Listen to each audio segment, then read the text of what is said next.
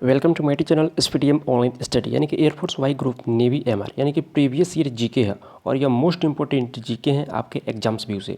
यह जीके का पार्ट 4 है।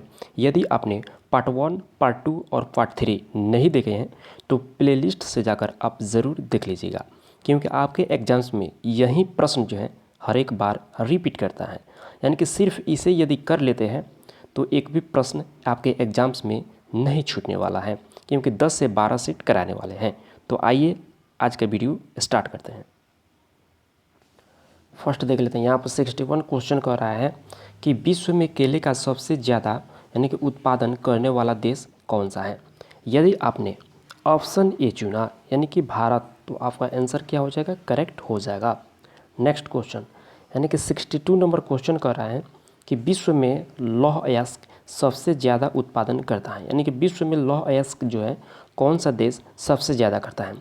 यदि आपने ऑप्शन ए चुना यानी कि चीन, तो आपका आंसर करेक्ट हो जाएगा। अच्छा, चीन आया तो अभी अभी हाल ही में जो कोरोना वायरस है यानी कि यह चर्चा में रहा है। तो जो कोरोना वायरस यानी कि कहाँ से फैला हुआ है, चीन से ही फैला हुआ है, चीन देश से, यानी कि यूहान जो शहर है चीन देश में उसी से फैला हुआ है। अच्छा, यहाँ पर चीन आया तो चीन का राष्ट्रपति कौन है, शी जिनपिंग, तो इसे भी आपको याद रखना है। नेक्स्ट क्वेश्चन यानी कि 63 नंबर क्वेश्चन को देख लेते हैं। यानी कि विश्व में कोयले का सबसे ज़्यादा उत्पादन करता है। यानी कि विश्व में कोयले का सबसे ज़्यादा उत्पादन कौन करता है। यदि आपने ऑप्शन डी चुना यानी कि चीन, तो आपका आंसर करेक्ट हो जाएगा, क्योंकि चीन ही विश्व में सबसे ज़्यादा कोयले का उत्पादन करता है। 64 नंबर क्वेश्चन कह रहा है कि विश्व में टीन का सर्वाधिक उत्पादन कौन देश करता है। यदि आपने ऑप्शन सी चुना यानी कि मलेशिया, तो आपका आंसर करेक्ट हो जाएगा, क्योंकि ऐसे ही प्रश्न जो है आपके एग्जाम्स में आते हैं। तो इन सारे प्रश्न को आप ज़रूर कर लीजिएगा। 65 नंबर क्वेश्चन कह रहा है कि निम्नलिखित में से कौन सा युग्म जो है सुमेलित नहीं है। यहाँ पर निर्माण उद्योग दिया है, यहाँ पर सर्वाधिक उत्पादक देश है, जैसे कि वायुयान का उत्पादन जो है सर्वाधिक USA में होता है, बिल्कुल राइट है। कागज़ का उत्पादन जो है सबसे अधिक कनाडा में होता है, बिल्कुल राइट है। सिंगार का यानी कि उत्पादन जो है सबसे अधिक जो है क्यूबा में होता है, बिल्कुल राइट है। और रेडियो का उत्पादन सबसे अधिक जो है सिंगापुर में यहाँ पर नहीं होता है, जो कि डी पार्ट क्या है आपका करेक्ट है। और पूछ रहा है कि इसमें कि कौन सा युग्म जो सुमेलित नहीं है, तो सुमेलित कौन सा नहीं है, डी पार्ट आपका सुमेलित नहीं है। तो डी पार्ट क्या हो जाएगा, आपका करेक्ट आंसर हो जाएगा 65 का। तो आशा करता हूँ आप समझ चुके होंगे। नेक्स्ट क्वेश्चन यानी कि 66 नंबर क्वेश्चन कह रहा है कि पूर्व का मैनचेस्टर जो है किसे कहा जाता है। यदि आपने ऑप्शन बी चुना यानी कि ओसाका, तो आपका आंसर करेक्ट हो जाएगा, क्योंकि पूर्व का मैनचेस्टर जो है यह ओसाका को कहा जाता है। 67 नंबर क्वेश्चन कह रहा है कि संसार की छत जो है किसे कहा जाता है। यदि आपने ऑप्शन ए चुना यानी कि पामीर का पठार, तो आपका आंसर करेक्ट हो जाएगा। और जो इनटेक 1 2020 में यह जो प्रश्न था, यह एक बार नहीं बल्कि 2 से 3 साल के गैप में यानी कि हमेशा यह पूछ लिया जाता है। यह VVI आपके लिए है, तो इन सारे को आप ज़रूर देख लीजिएगा प्रश्न को। 68 नंबर क्वेश्चन कह रहा है कि निम्नलिखित में से किस शहर को इटर्नल सिटी या होली सिटी के नाम से भी जाना जाता है। यदि आपने ऑप्शन सी चुना यानी कि रोम, तो आपका आंसर क्या हो जाएगा, करेक्ट हो जाएगा।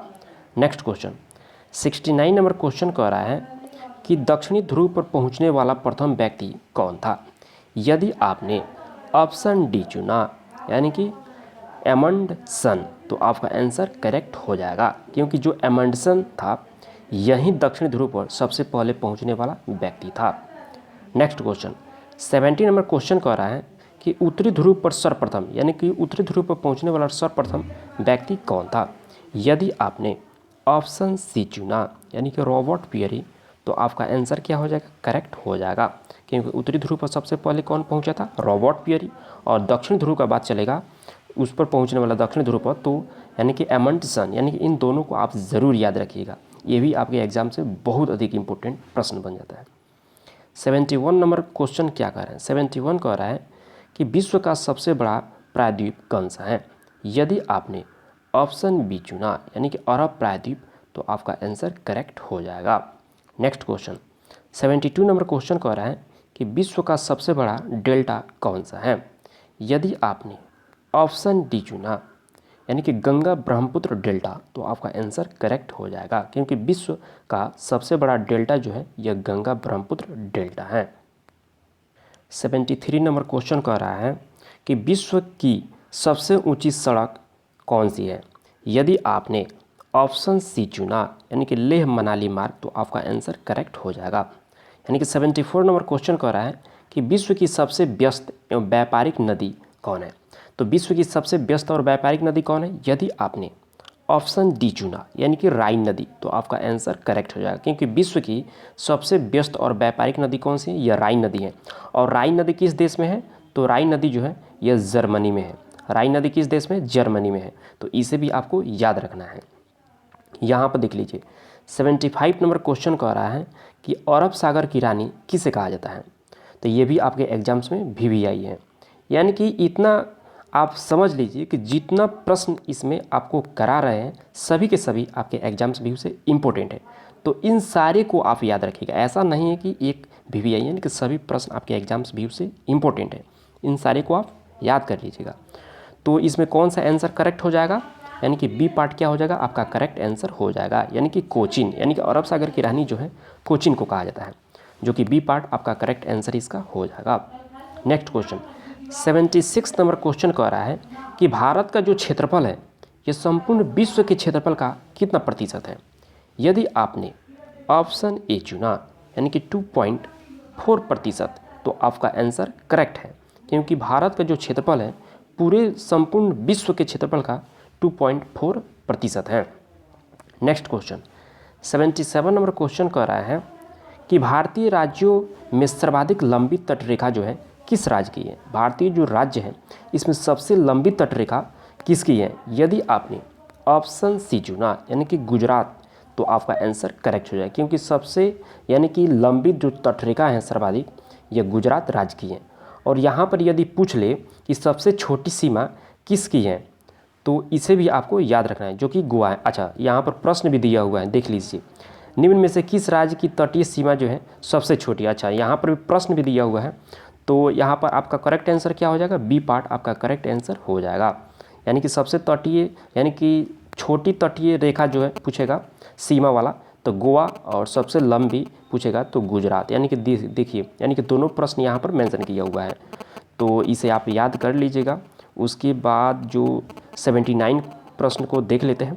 भारत का दक्षिणतम बिंदु है, तो यदि आपने ऑप्शन डी चुना यानी इंदिरा पॉइंट, तो आपका करेक्ट आंसर हो जाएगा, क्योंकि दक्षिणतम बिंदु जो है यह इंदिरा पॉइंट है। नेक्स्ट क्वेश्चन और आज का लास्ट क्वेश्चन यानी कि 80, क्योंकि यदि बहुत अधिक कराएंगे तो यह लंबा वीडियो हो जाता है, जिससे बच्चे बोलते हैं कि सर लंबा वीडियो मत बनाइए, ठीक है। तो इतना ही आज रहने देते हैं 80 प्रश्न तक। 80 प्रश्न को देख लेते हैं। यानी कि क्षेत्रफल की दृष्टि से यानी कि भारत का यानी कि विश्व में कौन सा स्थान है, यानी कि क्षेत्रफल की दृष्टि से भारत का स्थान जो है विश्व में कौन सा है। यदि आपने ऑप्शन सी चुना यानी कि 7वां, तो आपका आंसर करेक्ट हो जाएगा। तो आशा करता हूँ ये वीडियो आपको अच्छा लगा होगा। यदि अच्छा लगा होगा तो लाइक और अपने दोस्तों में ज़रूर शेयर कीजिएगा। यदि आप मेरे चैनल पर न्यू आए हैं तो रेड बटन को प्रेस करके सब्सक्राइब कर लीजिए, क्योंकि इस चैनल के माध्यम से आपको बहुत अधिक हेल्प मिलेगा। थैंक यू, मिलते हैं नेक्स्ट वीडियो में, तब तक के लिए बाय। और हाँ, बता देना चाहता हूँ कि आज से रीजनिंग का क्लास कंटिन्यू हो रहा है। यदि आप एयरफोर्स और नेवी के स्टूडेंट्स हैं तो आप ज़रूर जुड़ जाइए। Thank you.